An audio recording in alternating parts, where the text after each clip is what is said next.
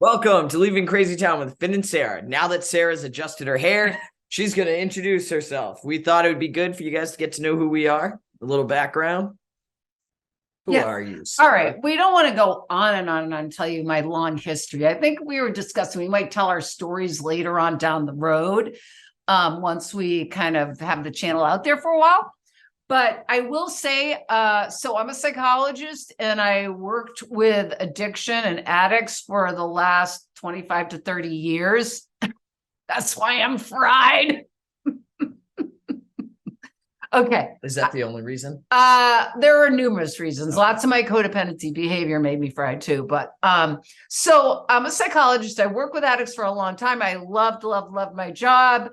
I started off at McLean Hospital in Belmont. We're in the Boston area. And then I had a practice with a group of other counselors. And then I decided in 2000, are you starting to nod off now? Okay. No, I was just thinking about me. Of course he was. Do you know that the core of addiction is self-centered fear? Well, that is in the big book. And we'll discuss that later. Sorry, I got things floating around. Okay, so in 2017, I decided maybe I should wrap this career thing up and do something else because I was getting really fried. I ended up getting breast cancer. We'll do that in another episode. And The breast cancer episode. The breast cancer episode. Oh, that everyone will really love. And so I started to kind of taper out of my job. Then I decided to write a book. I wrote a book on codependency and go crazy about my experience. I'm in recovery for, oh my God, this is so embarrassing. I think I'm coming up on 38 years, maybe 38 or 39. 39 maybe. It's Anyways, 39. I got sober when I was 24 and I'm going to be 64 this year. It's in my calendar. All right. So it doesn't even matter. All right. And I can't believe things.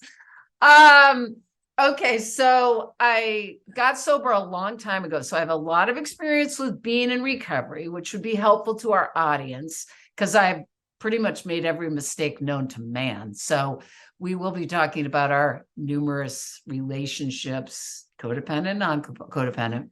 I've been married twice. I have a 21-year-old son. And codependency to me is really that underlying thing throughout my recovery that's been the one thing, and I want to focus on my hair again, that's been the biggest struggle to really find out who I am and not be preoccupied with everybody else. All right, you're smiling. Anything else I should tell our audience about me? I'm smiling because I'm self-conscious about my face. And if I don't smile, it looks saggy. So that's why I'm smiling. But no, what else can we talk about? How did you meet Finn? Oh, how did I meet Finn? Okay.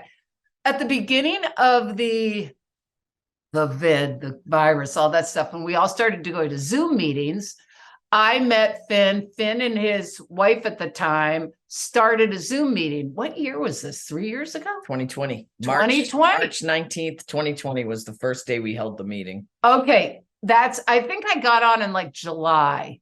And so, certain people on meetings, wherever you are, you just kind of connect with. Finn and I just connected. Basically, we had the same sense of humor.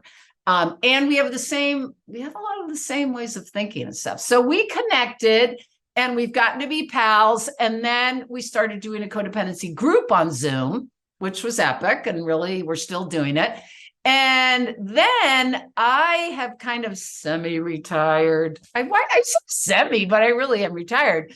But I'm doing this other stuff. I'm getting the book out there and we're doing this channel. So that's what I'm focusing on right now. So we decided to do the channel because I really feel so strongly. I want to get the message out of codependency recovery. So that's my mission right now.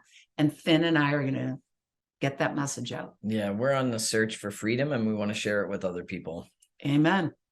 Yep. So we are on the way to freedom. We're leaving CrazyTown and we're going to now focus on Mr. Finn.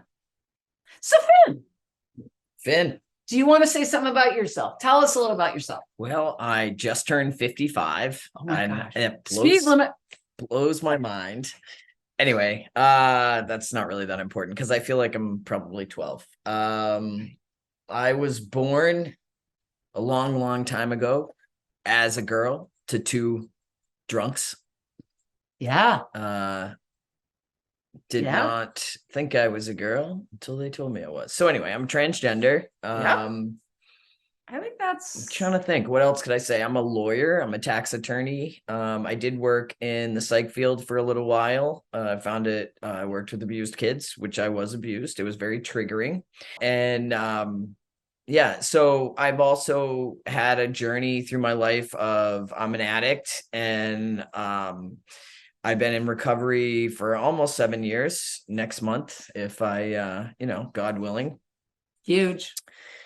And Sarah likes to round me down to 5 years and round herself up to 40. I just want to point that out because one day she kept saying I had 5 years. And I said, why you keep saying that? I have 6. And she said, well, I'm round. And I go, yeah, but you round yours up to 40. Mine goes down to 5. It's where it's closer in the 5 field. All right. Anyway, so I worked in the human service field, sort of crashed big time because I worked with abused kids, ended up on a journey in and out of mental institutions and self-harm and addiction and lots of medication.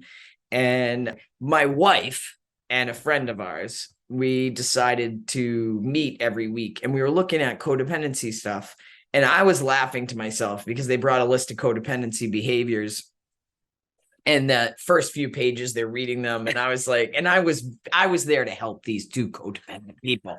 They couldn't say no, they couldn't, whatever.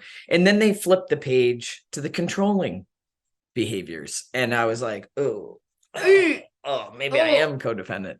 But we found ourselves, we worked on codependency every week. The three of us would get together.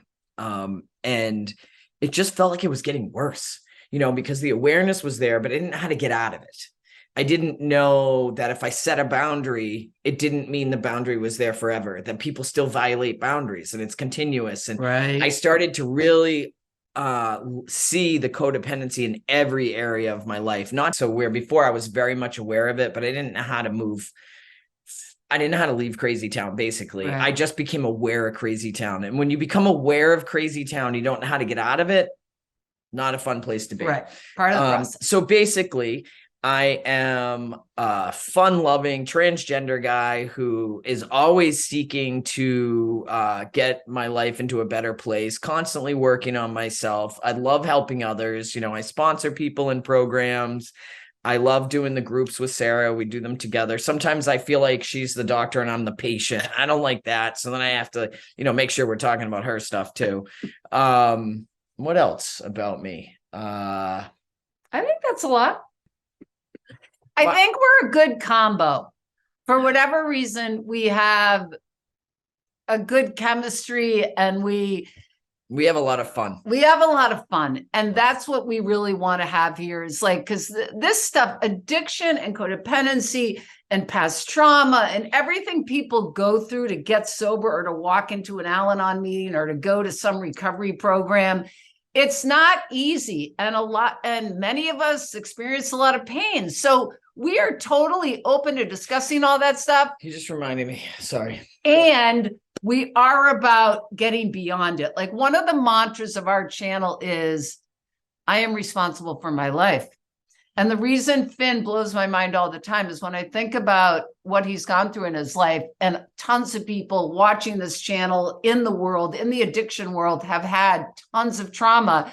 And we want you to help. We want to help you to move to the other place, to find some happiness and joy. We want to help you guys get to that place where you can do that. And I want people to know that no matter what you've been through, yes, freedom is available. So is happiness. And amen. You said it all. So fasten your seatbelts, people, because we're leaving. Thanks.